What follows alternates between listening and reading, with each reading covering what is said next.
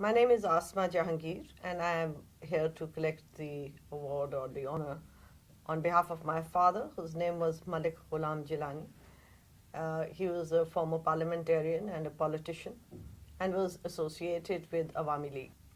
He has always been against discrimination, and he used to talk about discrimination of people in East Pakistan generally and sort of say, look, they have accepted parity. What more can you ask for? I recall arguments when people used to say that, look, we from West Pakistan are the economic backbone to East Pakistan. And he would shoot back and say, then why do you oppose the 6 point which Mujib has said there should be two currencies and there should be no flight of capital? So what is the opposition all about? They will understand themselves very well if that is the case.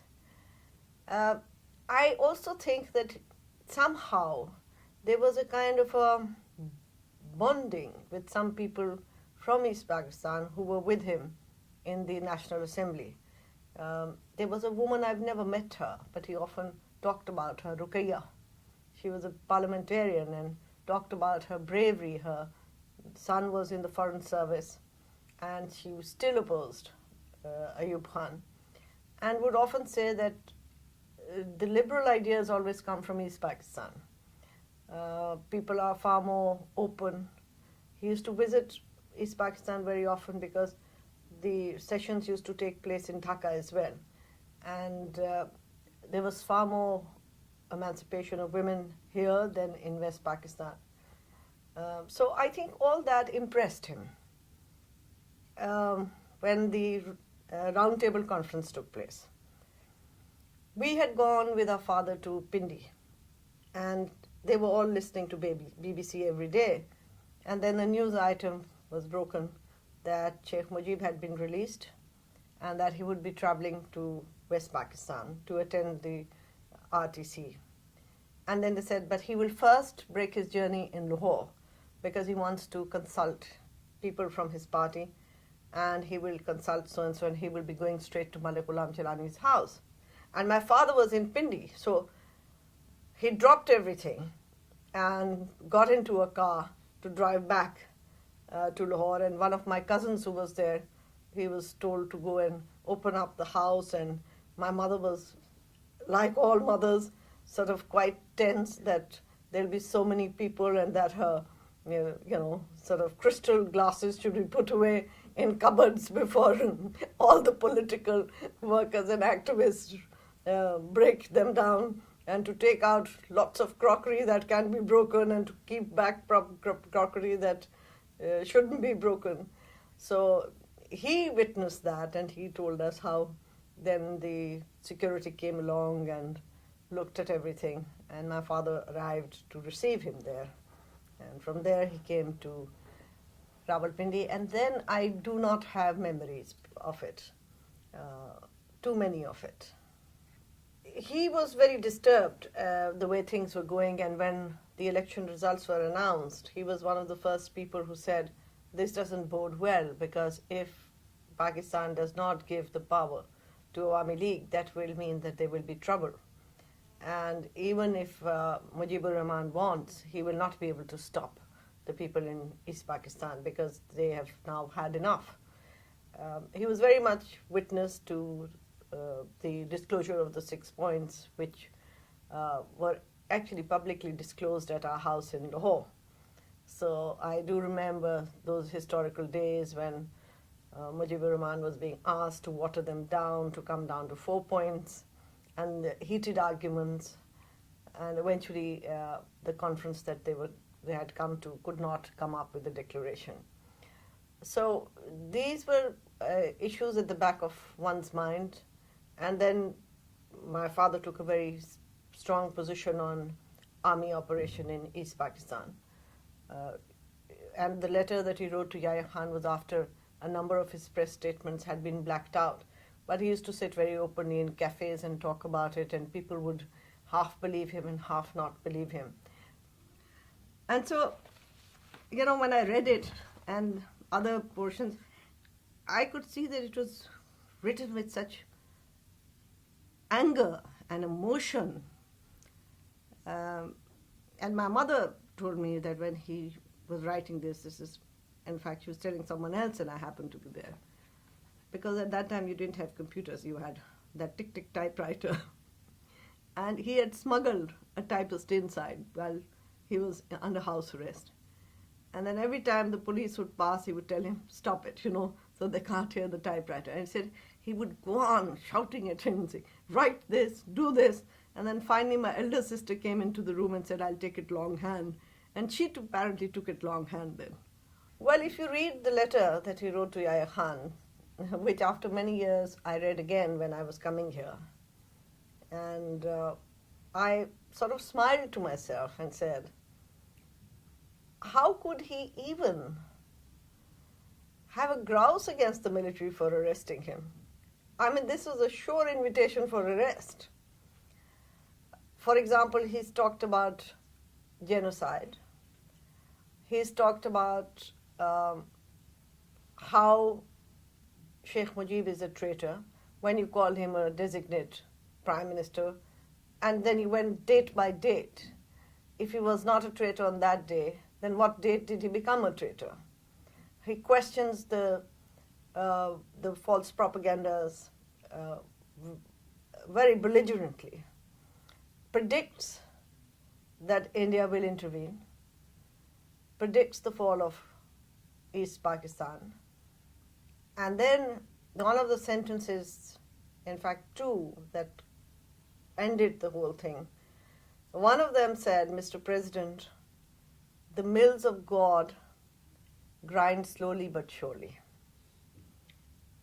And they will. And the second one was that you will, and when he's saying you to him, it's like addressing a military dictator. You will pull Pakistan apart, brick by brick, cobblestone by cobblestone. And that's precisely what happened. They were miserable days. They were miserable days, and I wish that people here understood that a deep sense of guilt, a deep sense of helplessness is also very killing. But he had gathered around himself a few supporters. By and large, it was a scary atmosphere at that time. It wasn't just that the establishment was upset and furious, but there was a kind of a populist support for the military action in East Pakistan, because People's Party had won elections in Pakistan, so people were very much loyal to People's Party and that leadership, which played a very negative role in all this. So then my father was arrested after the letter was received by the president, and a month later it was also publicly published in a newspaper, and that editor of the newspaper was arrested. And I recall that at that time there were no photocopying or nothing of that sort. So it was cyclostyled at somebody's press, and the copy that I have, the original copy, is also cyclostyled, and it went like hotcakes. So there were people who were interested to know, but people were very scared. When East Pakistan fell, he was released and taken back in prison within a few days, I think 2 days or 3 days, and the charge against him again was of treason, of waging war against Pakistan. And that is when I was 18. This had now come to 72 January, and I got a message through some employee of the jail that you must file the petition. So I went to see the lawyer, and he said that he couldn't appear in the High Court because he had been a judge of the High Court. So he sent me to another lawyer, and he said to me, yes, we will file it. Where is your mother? And my mother at that time had got very depressed and upset and had taken a sleeping pill and gone off to sleep. So I said, you make the petition, and I'll drive home and get it signed from her. And then he looked at me and said, how old are you? And I said, 18. He said, you need not do that. You can just sign it yourself. And I filed a petition for his release, and that's why the Asma Jilani case is on my name, basically, which declared Yahya Khan's government illegal and military coups illegal. For the first time, Pakistan's judiciary did not stamp an illegal coup, but then it had disappeared anyway.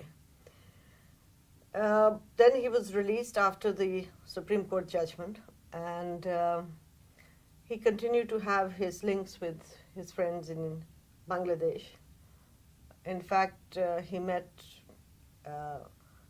Sheikh Mujib in London, because by that time he was exiled. He was Prime Minister, Sheikh Mujib, at that period of time. He left London, and I think within a few months, because it was the same trip, that the same time that he was exiled, the same period, he was assassinated. And then I remember I was in Lahore, and I was married at that time. So this was after 74. And I heard my father's commentary on the radio. Well, it wasn't a commentary, he was giving an interview to a man called David Page. And he was, sort of very upset. He was hiccuping, he was crying. And so I called him up. Those days you had to book a call, and was very worried for him. And he sort of said that in our language, Punjabi, that one by one they've all gone. Now this has been a very special time for me.